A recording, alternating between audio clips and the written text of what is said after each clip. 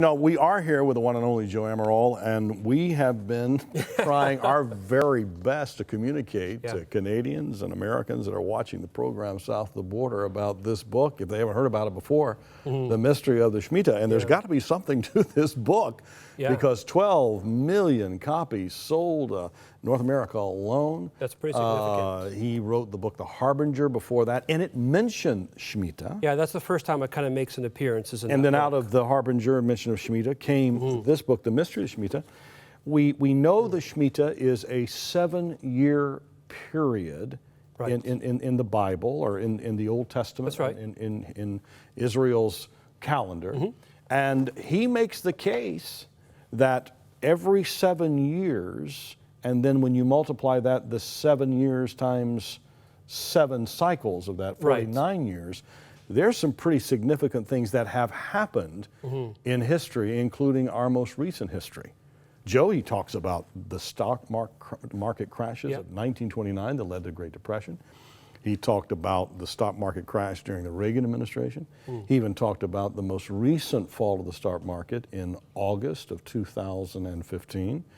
He even mentioned in a video where he was with us after this book had been written about the collapse of the China currency. That's right, the 40% loss of 40% loss, Huge. and China now is the most powerful economic power in the world over the United States. I mean, you look at this thing and you go, there's a lot here. So give us some context of this, and then let's hopefully encourage folks that they would get this, because this is deep. This is big.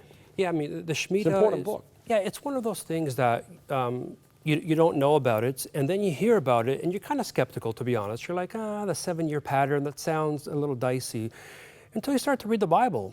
And it was God himself who instituted this thing called Shemitah. And Shemitah can mean different things, and I know later, Rabbi, we'll talk about that as we go on. But we have this principle of 6 years of work and then the 7th year of rest. Which echoes 6 days of creation and 1 day of rest. That's right. So. And it's God. It's not Rabbi John who implements this pattern. It's God who implemented it. But what Rabbi Cahn has done is he's had 2,000 years to be able to look back now and look at these major and significant events and also financial events. And when they occurred. Yeah, and say, hang on a second. He even talks about how even in the stock market, in the financial world, they were aware of a 7-year cycle. And explanations were offered, but there was nothing really that was sound enough to verify why this happens every 7 years. And so you might not have heard of the Shemitah and you think, I don't know about this, but once you start to read this book and you get into the facts and the numbers and the dates, it's undeniable. God is a God of pattern, but he's also a God of precision, and that really comes out in this book. Let's take a look at a clip that kind of encapsulates what this book is about, the big stuff, and then we'll come back and talk some more. Is it possible that there exists an ancient mystery that lies behind the events of modern times that determines the rise and fall of the stock market and the economy, the rise and collapse of nations, the destruction of empires and superpowers, a mystery more than 3,000 years old, and yet that determines global cataclysms, the timing of world wars, the atomic age, the Cold War, the attack of 9/11, and more? Could a mystery revealed in a Middle Eastern mountain ordain the rise of America and what may be its coming fall?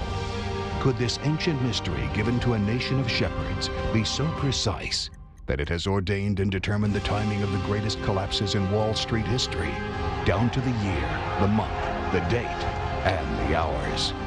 What if we could know the future?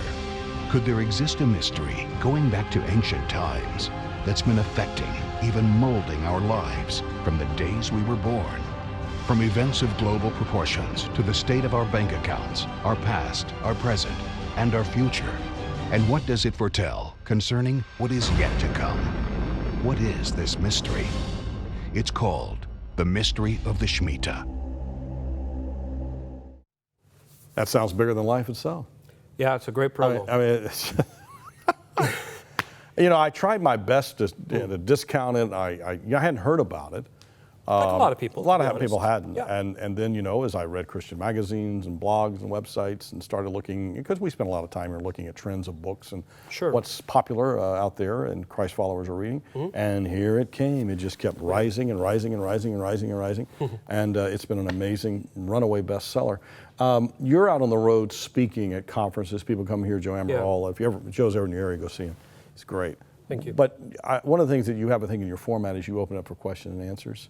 Yeah. And have you've been getting some questions about Shemitah? What are people saying out there? Yeah. That are sitting in the pew, if you will? Sure. Well, especially over these summer months, we had so many things that were going on, even in the sky. We had the blood moons, we had the alignments of planets and constellations, and all kinds of amazing signs in the heavens.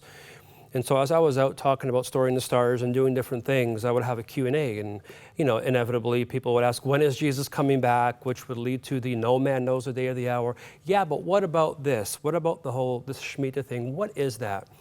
And I said, funny you should mention, because on Huntley Street in October, we're going to be talking about this book, the Shemitah. We're going to be talking with Rabbi Cahn, and he's going to unpack that a little bit. And people were kind of pushing me to explain to them what it was, because there was some concern, because they thought that maybe he was predicting and saying this is going to happen 100%, or it's going to unleash the beast and all this kind of stuff. And there's about a 5% content of what we might call prediction, but there's soft predictions and safe predictions. They're signs of the time predictions. Yeah, absolutely. And so, I put people's minds to rest by saying that very thing, that Rabbi Cahn wasn't talking about what's going to happen for sure. On such and such date. Exactly. He was saying, listen, based on historical, History. and observable information and data, we can see that God said he would do certain things, and he did it.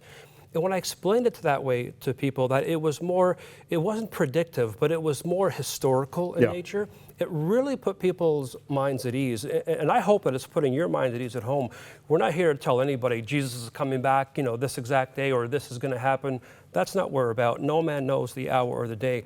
But what we do want to do is we want to help people to be informed about what's going on in the world today, and what kind of these aren't things. random active events that are just happening, just as you might say something just takes place just with no sense of order or design. There is a sense in which there's a calendar at work here. That's Rabbi Cahn's presupposition.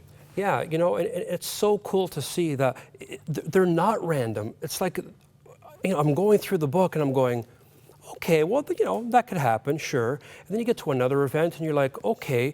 And then by the time you get to the end, you're like, only God could coordinate such things to happen, for the nation of Israel to regain Jerusalem in 1967, exactly in what he calls the year of the Shemitah, which is all about redemption and jubilee and God giving back to you what was taken. I mean, and he's just not, and he's just not talking here about recent events where Joe Amaral and our parents can remember in the last few generations.